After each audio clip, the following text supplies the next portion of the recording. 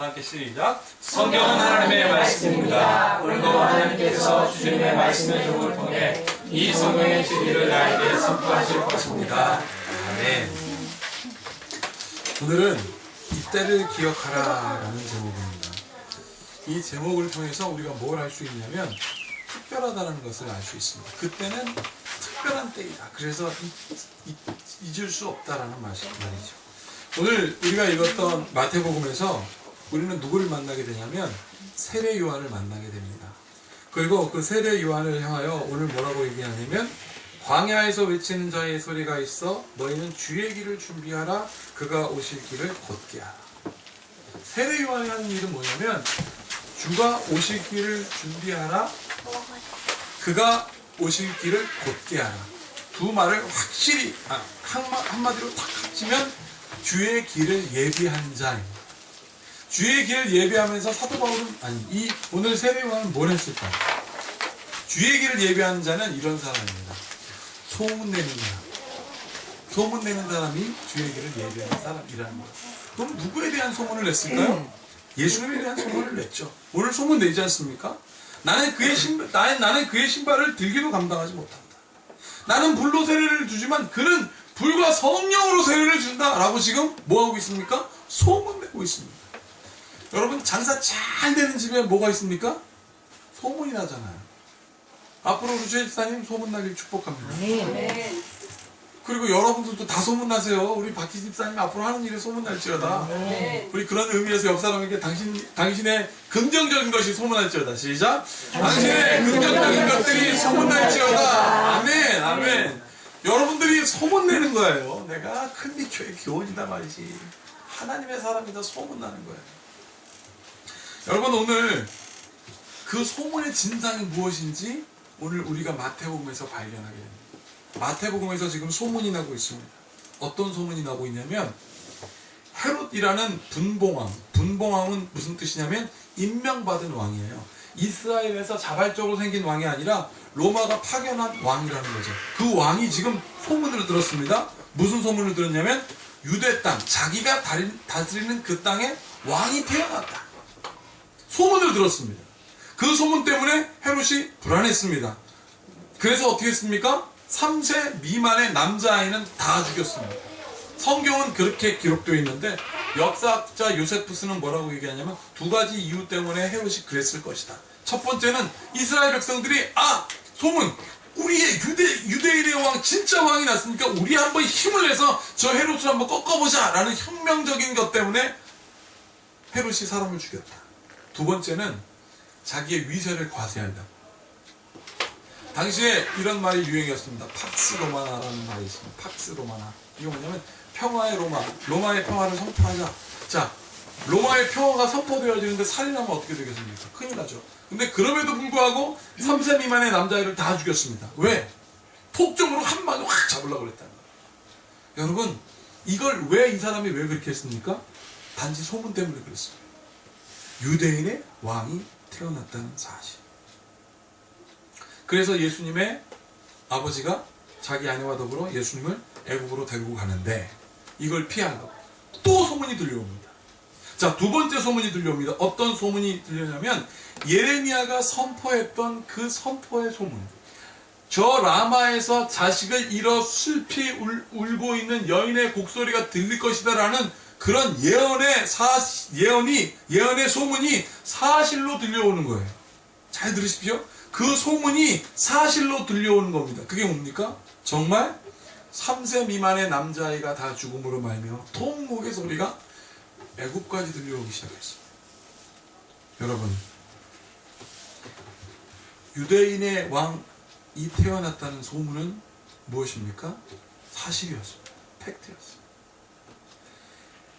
예레미야가 선포했던 그 예언의 소문도 또 어떻게 되었습니까? 사실이 되었다. 여러분, 성경에서 오늘 우리에게 말하는 것은 무엇이냐면 성경에서 말하는 것들, 예수 그리스도로 인한 모든 소문은 무엇이다? 사실이다. 누구에게? 주를 믿는 자에겐 사실이다. 아멘. 여러분, 바로 그때에 소문이 사실이 된 그때에 천사가 지금 누구에게 나타납니까? 요셉에게 나타납니다. 뭐라고 얘기하냐면 이렇게 얘기합니다. 아기의 목숨을 찾았던 자가 죽었다. 그러니 이스라엘 땅으로 가라. 이렇게 되어 있습니다. 여러분, 소문이 사실이 되는 그때에 천사가 옵니다. 여러분, 제가 여러분들에게 선포했잖아요. 긍정적인 소문의 주인공이 될지어다라고 했잖아요. 우리가 그런 기대를 하는 거예요. 하나님, 우리로 하여금 이 소문이 하나님을 믿는 자에게 저에게 능치 못함이 없다라는 그 막연한 이야기가, 그 소문이 나에게 사실이 되게 하여 주시옵소서. 그럼 어때요? 천사가 임한다 그랬습니다. 천사가 말합니다. 아기의 목숨을 찾았던 자가 죽었다. 그러니 이스라엘 땅으로 가라 그랬습니다. 여러분, 이스라엘 땅으로 이제 갑니다. 헤롯이 죽었다니까. 여러분, 요셉이 어디로 갔을까요? 이스라엘의 어디로? 베들레헴으로 갔을까요? 예수님이 태어난? 혹은 메시아가 임재한다는 시온이라고 얘기하는 예루살렘으로 갔을까요? 성경에는 소개되어지지 않았습니다. 어디론가 가려고 했습니다. 그런데 또 소문이 들립니다. 세 번째 소문. 헤롯의 아들 아켈레오라는 사람이 유대의 왕이 되었다. 여러분, 이 소문 때문에 요셉이 안 가려고 그럽니다. 소문 때문에 안 가려고 그래요. 아유, 나 안 갈래요. 아켈레오가 3세 미만의 남자애를 죽인다고 소문난 것도 아닙니다. 그냥 단지 하나 소식만 들었습니다. 그 아기를 죽였던 살인자 헤롯의 아들 아켈레오가 왕이 됐다는 그 소식 때문에 그 하나만으로 안 움직이려고 합니다. 여러분, 그런데 또 바로 그때 두려움에 쌓여서 그 소문 때문에 가지 않으려고 하는 누구? 하나님의 사람. 다시 한번, 두려움 때문에 하나님이 가라 하였는데 가지 못하는, 잘 들으세요, 하나님의 사람에게 누가 나타납니까? 천사가 나타납니다. 사랑하는 여러분 오늘 말씀드리면서 나 스스로에게 이렇게 질문하십시오. 나는 하나님의 사람인가? 여러분들이 하나님의 사람이라면 여러분들이 비록 두려움에 처 있을지라도, 세상의 문제 때문에 갈까 말까 고민했을지라도 그때 하나님은 역사하십니다. 언제? 그 고민 중에 역사하십니다. 그리고 어떻게 하게 하십니다. 왜? 하나님의 사람이니까. 그래서 보세요. 나사렛이란 동네에 가서 사니 이는 선지자로 하신 말씀에 나사렛 사람이라 칭하리라 하심을 어떻게 해요? 이루려 하심이라. 하나님의 사람은요, 하나님의 뜻을 이루십니다. 안 가려고 해도 하나님이 이루십니다. 왜? 하나님의 사람이니까. 사랑하는 여러분들이요, 여러분은 어떤 생각을 하고 계신지 한번 생각해 보세요. 나는 이 말씀을 읽으면서, 다시 한번 읽으면서 또 생각났습니다. 하나님의 놀랍고 치밀한 섭리가 얼마나 놀라운가. 놀랍고 치밀한 하나님의 섭리를 나는 다시 한번 깨달아요. 하나님의 사람은 하나님이 사용하시오. 우리 승호가 학교에서 신학 공부 말로 하는 시험에서 1등 했대요. 말로 하는 시험. 하나님의 사람을 하나님의 사람이 하게 하신다니까요. 우리 승호를 위한 기도 제목이 뭔 줄 아세요? 하도 제 작년에 오셔서 말 좀 잘하게 해주세요. 말로 1등 했다잖아요. 할렐루야. 아멘. 아멘. 저 증인이에요. 증인. 같이 공부하는 증인. 여러분, 천사는요, 근데 중요한 건 꿈에만 나타나지 않습니다. 오늘 요셉에게 꿈에 나타난 천사가 뭐 예레미야 예언의 소식을 전해주고 갈릴리로 가라 했다지만, 이거는 중요합니다. 예레미야라는 사람, 그 선지자 사람의 이야기를 천사가 전해줬을 뿐이에요. 하나님은 사람을 통하여 역사하시는 겁니다. 갈릴리로 가지 않으려고 했던 그 요셉의 마음 가운데 갈릴리로 가려 이루려 하시는 그 옛 선지자의 선포를 어떻게 해요? 이루게 하려 하심이라는 거예요. 사랑하는 여러분들은 천사와 같은 사람입니다. 아니, 하나님의 형상입니다. 여러분들의 말하는 권세로 되나요? 하나님은 이루실 거라 축복합니다. 아멘. 내가 말하는 대로 되는 거예요. 예레미야의 예언이 이루어졌습니다. 언제요? 예수님의 가족이 애굽으로 피신할 때 이루어졌잖아요. 라마의 숲이 오면서. 선지자의 예언이 그대로 이루어졌습니다. 언제? 예수님의 가족이 갈릴리로 가게 됐을 때 이루어졌잖아요. 예언은 이루어집니다. 오늘 성경은 우리에게 뭘 증명하고 있습니까? 바로 그때 그것을 중요하게 여기고 기억하는 사람을 통하여 하나님은 이루신다. 지난 10월 28일부터 12월 6일까지 40일 동안 제가 작정 기도를 했습니다. 지난 금요일에 끝났습니다. 이 40일 동안 작전 기도의 제목이 뭘까요? 여러분 다 같이잖아요. 하나님 제발 건축 좀 시작되게 해주세요. 이거였습니다. 40일. 근데 놀라운 일이 일어났어요. 작전 기도한 지 39일째 되는 날, 39일째 되는 날, 12월 5일 날, 목요일 날, 우리 교단 총회에서 건축에 대한 최종 승인 서류를 저에게 줬습니다. 위임장을 받았어요. 39일째 되는 날. 그리고 12월 6일 40일 되는 그날 저희 교단 총회장님이 오셔서 나는 그냥 인사 말씀 해달라고 했더니 뭐라고 합니까? 요나단이 수많은 군사와 함께 가지 않을지라도 단 한 명의 군사와 가라! 하나님이 일하실까 하노라! 그리고 여기서 말씀하셨어요. 40일날 되는 날 하나님이 얼마나 치밀하게 섭리하십니까? 여러분 이것을 마태복음은 이렇게 기록합니다. 마태복음 그때의 세례 요한이 이르러 유다 광야에서 전파하여 이르되 그때가 뭐냐면 in those days 그때 지금 이때에는 요즘은 in this day 그때에 어떤 일 그때 유대 땅에 어떤 일이 있었냐면요 아주 막연한 기쁨이 있고 실제적인 고통이 있었습니다. 막연한 기쁨이 무엇입니까? 주님이 오신다. 유대 땅에 유대인의 왕이 나섰다라는 막연한 기쁨이 있는 그때에 이스라엘 백성은 엄청나게 고통스러운 그 아주 혼란스러운 그때에 바로 그때에 세례 요한이 선포했습니다. 뭐라고 선포한 줄 아세요? 다시 한번 아주 혼란스러운 그때에 정말 예수님은 오는 것인가? 메시아는 정말 오는 것인가? 그분은 왔는가? 막 그런 소망의 불씨가 막 자라나고 있는데 복전이 확 가해지면서 우리의 삶이 막 복잡한 그때에 세례 요한이 뭐라고 얘기하냐면 회개하라! 회개해라! 회개해라! 3번이나 얘기합니다. 막 혼란스러운데 회개라는 건 뭡니까? 돌아와라! 이거예요. 하나님께 돌아와라! 이 혼란스러운 그때 하나님께 돌아와라! 그러면서 뭐라고 얘기합니까? 사두개인과 바리새인들에게 이 독사의 자식들아! 회개해라. 하나님을 알긴 니네들이 뭐라고 돌아오라. 두 번째, 회개하고 돌아오라! 천국에 가까워. 마지막 회개해라! 그리고 돌아오라. 뭐라고요? 정신 차려라! 정신 차려라. 여러분 정신 차려야 됩니다. 여러분이 어떤 삶을 살고 있는지 생각해 봐야 돼요.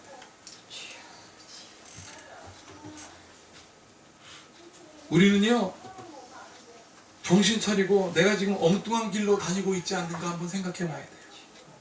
하나님이 하시는데 내가 뭔가 해보려고 내가 뭔가 열심히 하면 될 것 같은 헛된 영광 바라보고 있지 않나? 착각 속에서 나와라. 그래서 오늘 이사야 2장에서 얘기한 겁니다. 뭐라고 얘기하냐면 이렇게 되어 있습니다. 여기에 안 적어놨습니다. 일부러. 여러분들 들으라고.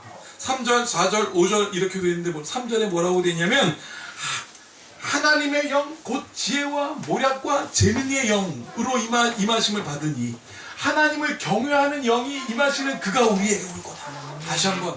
하나님의 영이 임하시는 분인데 그 영은 재능의 영, 모략의 영, 지혜의 영으로 임하시는 그 하나님을 경외하는 영으로 임하시는 그가 우리에게 올 것이다 얘기하고 있습니다.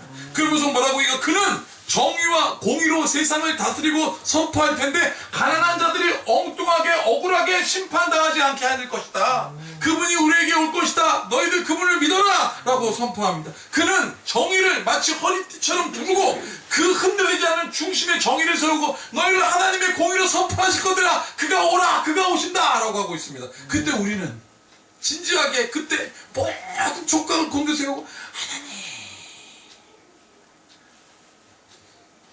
그때 이사야가 뭐라고 얘기한 줄 아세요? 천국이 온다. 보세요.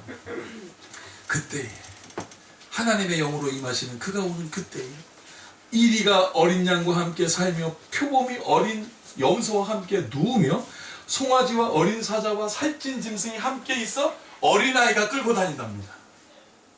있을 수 없는 일이 일어난다는 거죠.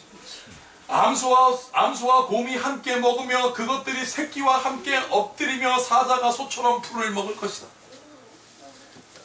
8절 다 같이 시작. 젖 먹는 아기가 독사의 구멍에 장난하며 젖된 어린아이가 독사의 물에 손을 넣을 것이다. 무엇입니까? 근심 걱정이 없는 사람. 어린아이가 저 무시무시한 것들을 이끌어다라도 불편하지 않는 것. 누가 오면 정의와 공의로 임하시는 그가 그를 바라본 자에게 천국이 임한다. 그러면서 뭐라고 얘기하는 줄 아십니까? 여러분 한번 성경을 한번 펴보세요. 이건 찾아봐야 됩니다.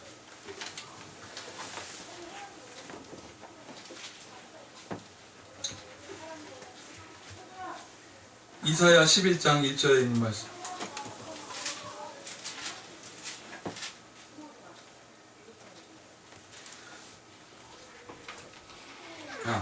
로마서 15장입니다. 로마서 15장에 있는 말씀.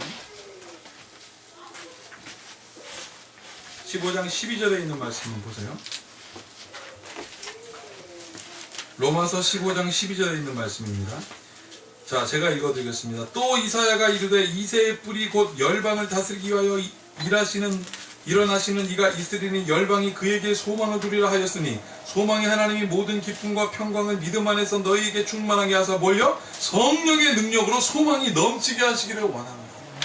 이게 여호와를 아는 지식입니다. 그러면 물이 바다 덮은 같이 여호와의 영광이 우리를 통하여 있을 것이다. 여러분 정신 차리고 돌아와야 합니다. 그래서 로마서 15장 5절에서 6절에 이렇게 되어 있습니다. 보세요. 이제 이것을 하는 너희여 이제 인내와 위로의 하나님이 너희로 그리스도 예수를 본받아 서로 뜻이 같게 하여 주사 한 마음과 한 입으로 하나님 곧 우리 주 예수 그리스도의 아버지께 영광을 돌리게 하려 하노라. 7절 다 같이 시작. 그러므로 그리스도께서 우리를 받아 하나님께 영광을 돌리심과 같이 너희도 서로 받으라. 너희가 서로 뭘 받으라? 영광. 하나님의 영광을 누리라. 특별한 때를 기억하는 사람들은요, 하나님의 특별한 은총을 입습니다. 제가 어렸을 때 초등학교 3학년 때 보이스카우트 됐어요. 78년도입니다. 78년도. 그러면 78년도 참 우리나라가 어렵게 살 때 아니겠습니까? 제가 학교에서 보이스카우트 옷을 다 입고 여기다 안신과 2대 5고 다 모자 딱 쓰고 여기 이 종아리에는 그 노란색 수술 탁 시장에 딱 입고 딱 섰는데 여기 호불하기가 있었거든요. 너는 신기하잖아요. 그래서 내가 시장에서 불렀어요. 그랬더니 좌판하고 있는 할머니가 다 깜짝 놀래. 삥 부르니까 아싸 이게 재밌네. 옆에 서중시장이라고 있었어요. 거기 또 가가지고 그래갖고 야 이거 한 번 더 해보자. 그래서 모르는 시장 입구에 가가지고 어떤 아저씨가 뒤통수 아저씨 왜 그래? 야 네가 경찰이야? 경찰인 줄 알고 다 놀랐다냐고. 좌판 쓸어가는 줄 알고. 네가 그렇게 특별해? 내가 특별한 옷 입고 있잖아요. 그래서 저 보이스카웃인데요? 맞아도 좋아. 나 특별하니까. 집에 가가지고 이제 어머니한테 그 학교에서 공문이 왔어요. 그 공문이 뭐냐면 캠프 가는 거예요. 캠프. 그래서 나는 모르니까 딱 나중에 보니까 보이스카웃 캠프를 가는데 주일날 가는 거예요. 주일날. 그러면 물어보나 많았죠. 우리 집은. 그래서 어머니가 주일날이니까 못 간다. 초등학교 3학년짜리가. 제가 제 마음이 어땠겠습니까? 여러분? 실망했을까요? 실망 안 했을까요? 그럼 물어보나 많았지. 근데 답을 아는 사람 누구 여기 있는데 실망 안 했습니다. 왜냐면 난 그게 당연한 거였어요. 그 여호와를 아는 지식이에요. 그게. 그냥 주일날은 교회 나는 그때 생각했어요. 당연히 주일날이면 당연히 못 갈 것도 알았지만 그게 문제가 되지 않았어요. 왜? 주일날은 교회 가는 날이야. 교회 가면 더 재밌어. 왜? 그때 안기용 목사님이 30대였어요. 안기용 목사님이 저기 이 삼각형 구석에서 막 무슨 노아가 막 이러면서 내가 그러면서 나도 이 다음에 목사님 돼야지. 여호와를 아는 지식, 그게 난 그렇게 좋았습니다. 교회 가서 예배하고 찬양하고 아버지의 설교를 듣는 게 타협이 안 됐습니다. 그 특별한 기억과 그때를 기억하여 오는 그 마음 때문에 나는 주의 종이 된 것이라 믿습니다. 아멘. 여러분, 제가 얼마 전에 K리그가 마무리되면서 축구 우리나라 K리그가 마무리되면서 김신욱이라는 친구가 K리그에서 이제 3관왕이 되면서 MVP가 됐어요. 그 사람이 인터뷰를 하는데 인터뷰 내용이 저를 감동시키는 거예요. 그래서 제가 여기다가 하면 오래 걸려서 주로 여기 갖고 왔습니다. 자, 보세요. 처음에 인터뷰를 합니다. 그리고 수상소감 그 수상소감을 얘기하라고 하는데 축구 선수들이 말이 길게 안 하니까 아나운서가 좀 길게 MC가 길게 하라고 합니다. 보세요.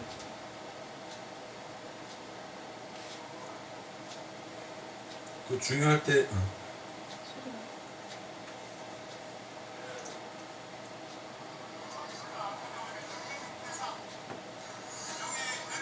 그럼 들리세요?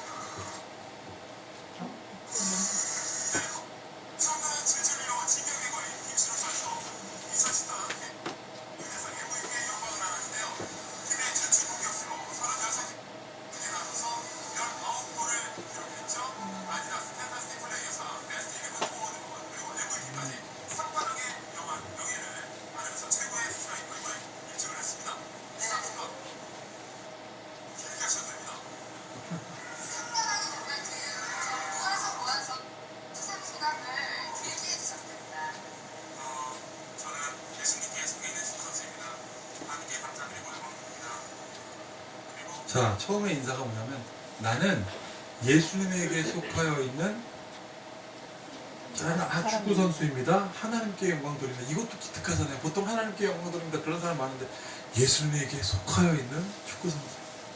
그러고 나서 쭉 하다가 이 사람이 짧게 하니까 한마디 더 하라고 합니다. MC가 근데 뭐라고 하는지 보세요.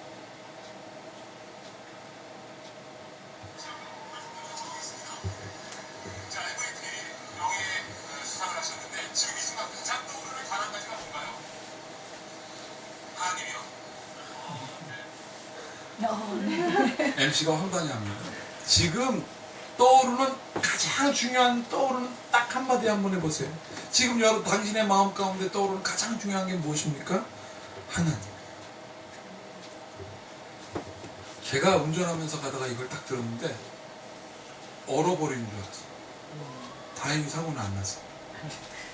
하나님. 그때 여러분 진짜 순간 우리 성도들 얼굴이 다 지나가는 거예요. 하나님, 우리 성도들이 어디를 가면 뭐라고 물으면 당신의 가장 중요한 게 떠오르는 게 무엇입니까? 하나님이요. 여러분 이때를 기억하게 되지 않겠습니까? 여러분 세계에서 제일 행복지수가 높은 나라가 덴마크고요. 2등이 부탄이라고 합니다. 그리고 우리나라는 59등이에요. 130개국에서 59등이니까 나쁜 건 아닌 것 같아요. 그런데 먼저 부탄은 아시아에서 1등인데 원래 전 세계 1등이었다 최근에 2등으로 떨어졌습니다. 부탄은요 GNP가 아니라 국민 생산성으로 뭐 잘 사고 못 사는 게 아니라 GHP, Happiness, Gross Happiness 그래가지고요 행복 지수가 높아야 자기들은 좋다. 그래서 왕이 국왕이 뭐라고 그러냐면 경제 성장 너무 빨리 하지 마. Slow growing for happiness 이렇게 써 있어요. 천천히 경제 성장하는 게 행복이야. 왜? 갑자기 성장하면 돈 많은 사람과 돈 없는 사람과 차이가 많이 있기 때문에 행복해지지 않으니까 천천히 성장해. 그 나라가 얼마나 행복한 줄 아세요? 저 산골에서 우리 기쁨이가 열나잖아요. 근데 교통편이 없잖아요. 헬기가 뜹니다. 헬기가 딱 싣고 거기 가는데 어차 약을 안 갖고 왔네? 그 사람을 다시 데리고 도시로 가가지고 약 다 먹이고 그 다음에 다시 두구두구두구 공짜 돈 안 내요. 대학교 가잖아요? 대학교 등록금 안 내요. 생활비도 주고. 그래서 이 사람들이 너무 행복해요. 부탄 사람들. 불편함이 없어요.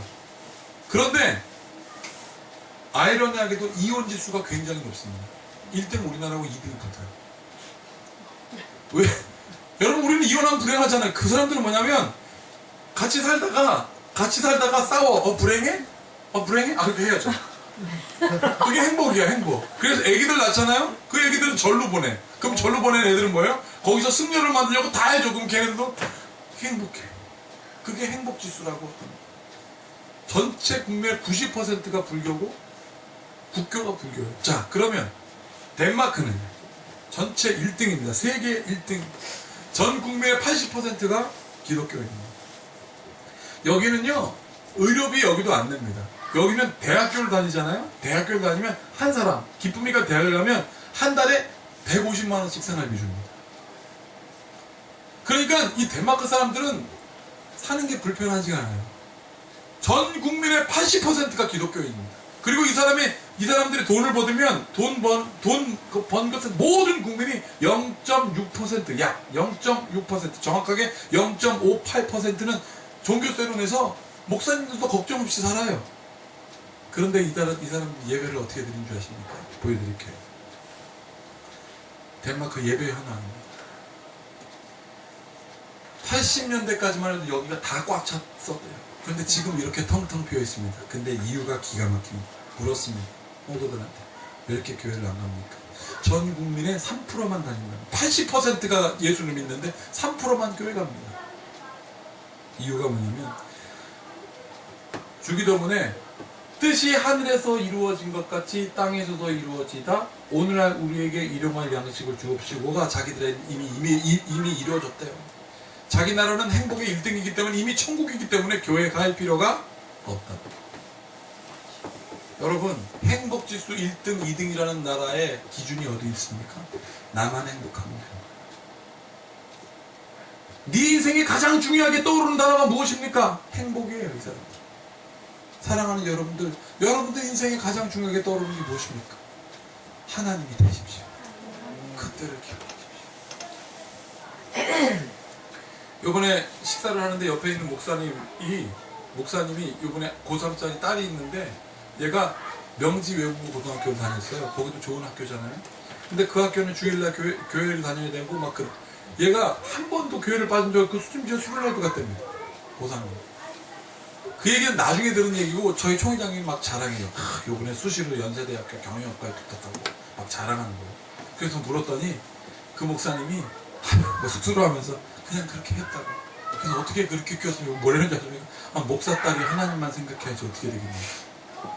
사랑하는 여러분들이요, 특별한 마음, 하나님에 대한 생각, 그것에 대하여 내 마음이 초긴장 상태로 하나님을 경외하는 것을 즐거워하는 자들은 하나님께서 사용하십니다. 그것을 누리십시오.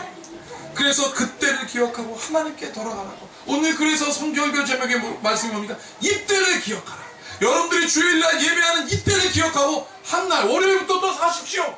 그리고 또 주일날에 이때를 기억하면 오는 여러분들에게 하나님은 놀라운 일을 이룰지어다. 그래서 우리가 신앙생활을 즐겁게 할 수 있는, 지금 이 순간 떠오르는 단 한 가지는 무엇일까요? 하나님.